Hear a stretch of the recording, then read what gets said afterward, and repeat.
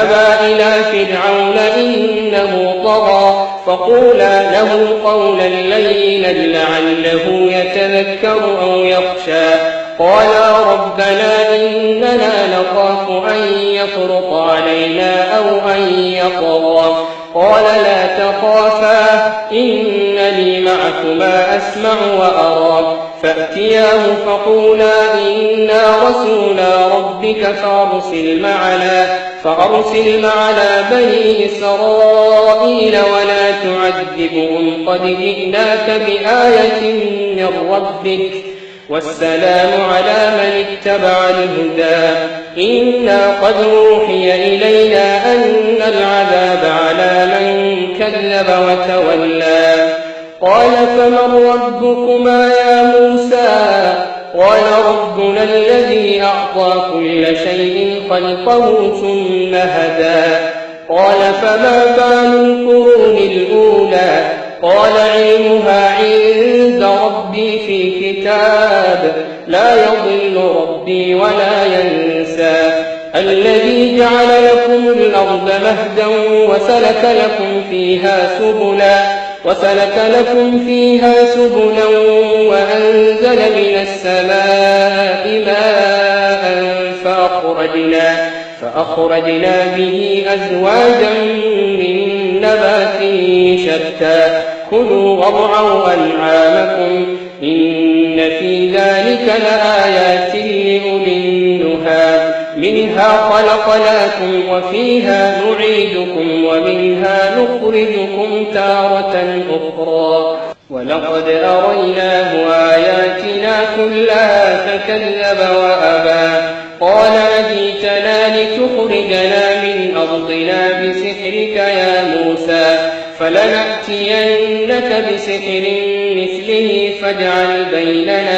فاجعل بيننا وبينك موعدا لا نخلفه نحن ولا أنت مكانا سوى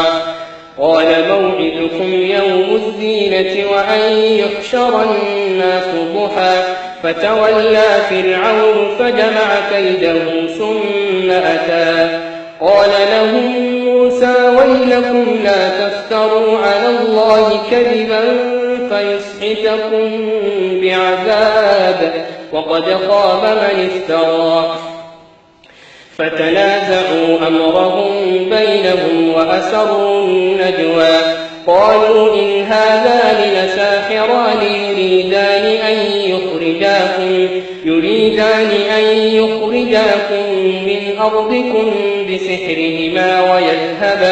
ويذهبا بطريقتكم المثلى فأجمعوا كيدكم ثم أتوا صفا وقد أفلح اليوم من استعلى قالوا يا موسى إنا أن تلقي وإنا أن نكون أول من ألقى قال بل ألقوا فإذا حبالهم وعصيهم يخيل إليه من سحرهم أنها تسعى فأوجس في نفسه خيفة